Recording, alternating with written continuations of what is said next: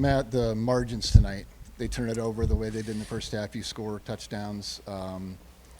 Rocco statistically doesn't have a good night, but he makes winning plays. DP's punt block.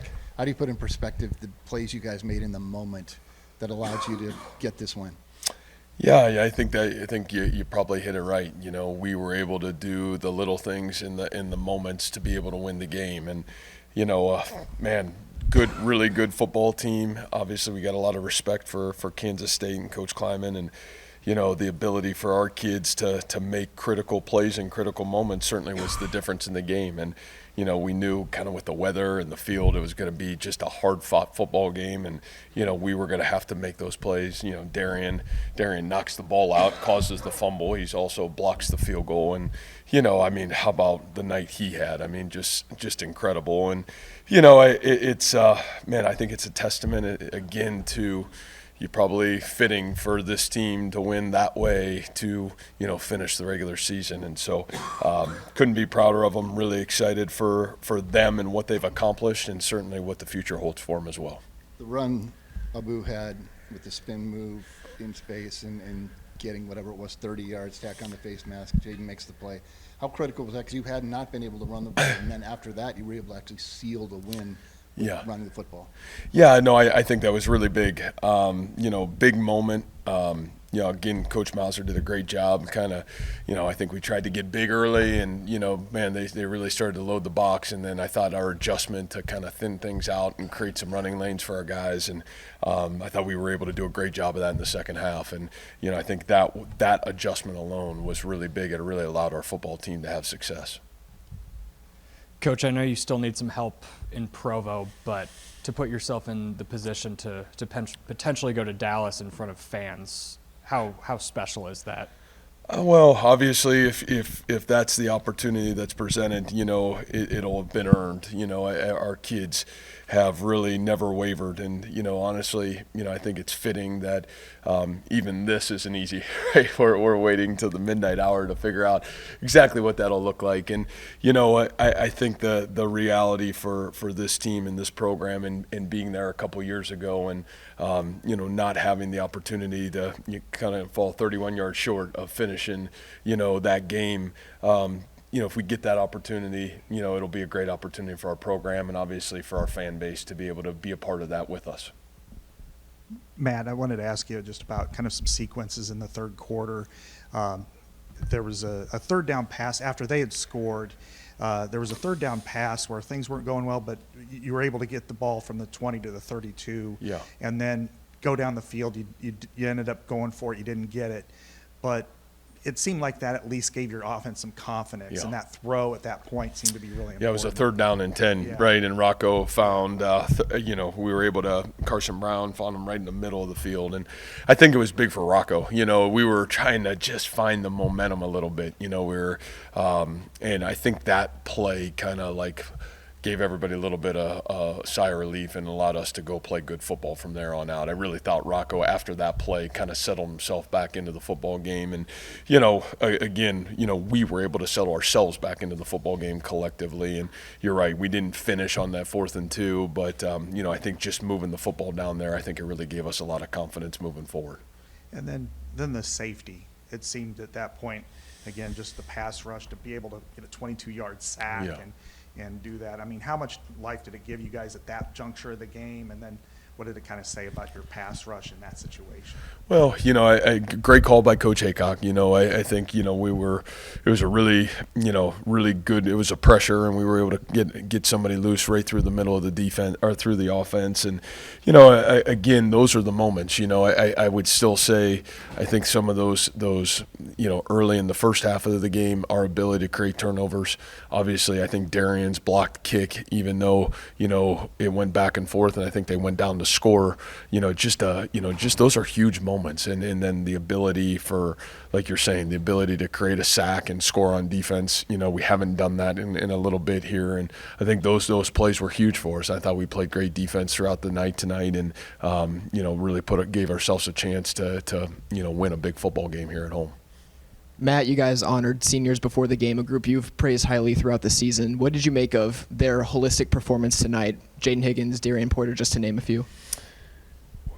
Well, I mean, they're the reason we've been here, right? And I think a senior night is always tough because there's so much emotion that can go with that, and I think we're all emotional, right? And you're capping off a career of this group, especially that has, they probably literally saved the program, right, a year ago, and what they've done every single game from last year through this year has been nothing short of transformational. And in every moment, in every game, they've given Iowa State football a chance to win, and they certainly did it again tonight. I mean, you're right, Jaden Higgins, Hufford. You look at Singleton coming back and playing, and the way he played tonight, and Bo, and Miles Purchase had a couple really big plays. I thought played a really good football game, and obviously what Jalen Knoll, the big punt return, had a great punt return, did a great job for us.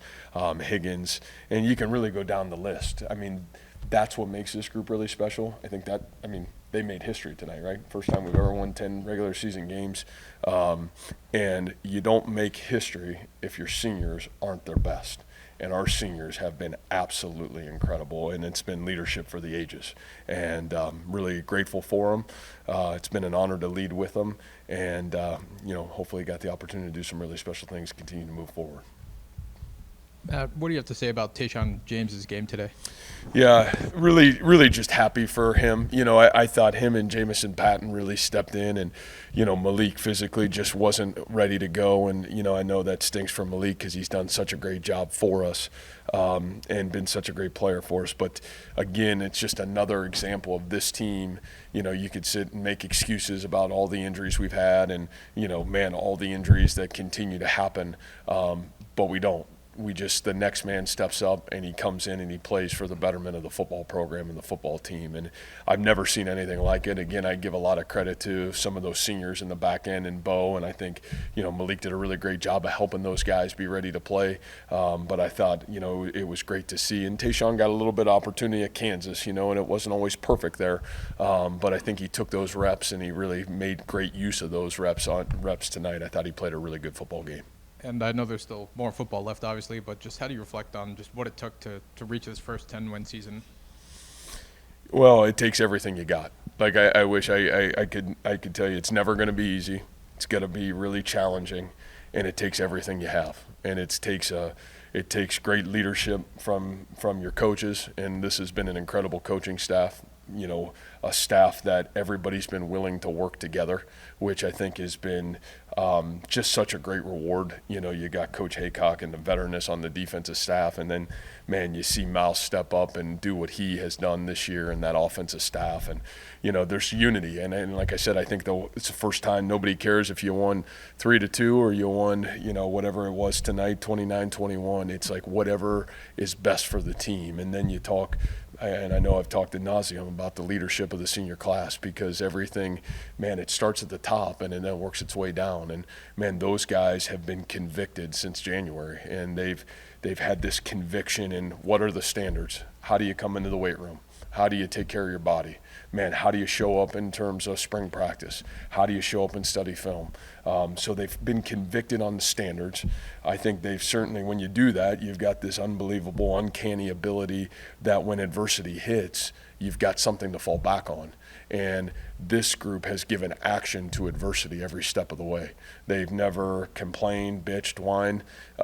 Man, they've stood up and they've sprinted through the storms of adversity, and it's been really powerful to watch. And then I think the last thing is you got to have some passion, and you got to have great vision. And I think this group has really had that. So, when you have a great coaching staff and then you have great senior leadership, man, special things can happen. And I think that's what's transpired here over the last 3 to 4 months. It's been really special to be a part of. Speaking on big achievements, obviously last season Jaden Higgins and Jalen Knoll were a little bit short of reaching the 1,000-yard mark, and then last week we saw in Utah Jaden Higgins reach that, and then tonight Jalen Knoll reached out. I think it was a 9-yard touchdown catch he got it on. What's it kind of been, especially with Knoll, been with the program for so many years, to finally reach this 1,000-yard mark? Yeah, and I think that's what I love about Jalen. I don't know, the number is great. I'm sure the win is greater. And, those two guys are going to play football for a long time. You know, they're going to have monumental moments moving forward because their football is just beginning, to be quite honest with you. But what those two, and especially Jalen, has meant to this place, a two-time captain, a guy that, you know, started his career running, over and backs with Brock Purdy, and my greatest visualization is watching those two in 21 as we're coming off of COVID and those guys training together in the weight room. And, you know, it gave Jalen the confidence to come in and by the, third or fourth game of his freshman year earn the right to be the starting receiver here. And, you know, how that guy's practiced every day and how he works every day and what he's meant to this program. It's been remarkable. He'll go down as one of the all-time greats here. And for him to be able to obviously cap it with an achievement like that, personally, I'm sure that's great for him.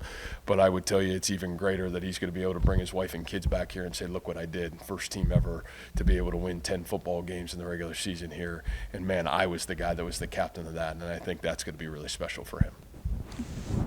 Excuse me. Realizing that next week's winner in Arlington will be regarded as the league champion, but you'll forever be tied for first place in the 9-game block. How do you feel about that first place tie, and how would you describe that 9-game block?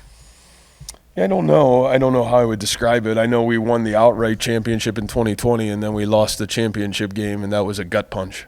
So I think the reality of it is there's a championship game, and, if you earn the right to get in it, you get in it, and then you got to go win it. And so, I would just tell you, I know what it's like to win the outright championship on the front end and then get punched in the gut being 31 yards short in the championship game. So I don't know if that answers your question, but that's how I would feel about it. Okay, how would you describe this 9-game block of games in this league in which you won 7 of them? How did that happen? How we won 7? Yeah, I probably can tell you probably more so how we lost 2. But the reality of it is, I think our recipe for success has never wavered, really, to be quite honest with you. It's been our seniors playing great football. It's been the ability to win ball security. I think every single game that we've won, we won the turnover margin. And, I think the reality of it is playing complementary football. So that's been our niche here, whether it's the 9-game block or, man, when we got here and you had to play everybody in a round robin, that's what it's take to have success. And the great thing about us is we've had success no matter how it's been, whether it's a 9-game block or you had to play everybody. I think you look at our history in the last 9 years, we've won every way, shape, and form. You talked there a lot about the process that you guys use to be successful on the field, but to get 10 wins and talk about your process off the field and how proud you are to do it. Does tonight just give you a little bit of extra conviction of what you're doing here is working and it can work here for an extended period of time? Yeah, I maybe, to me, these are great moments, but I look at the success of our kids and how we play, and it's always meant more to me than just the winning and the losing.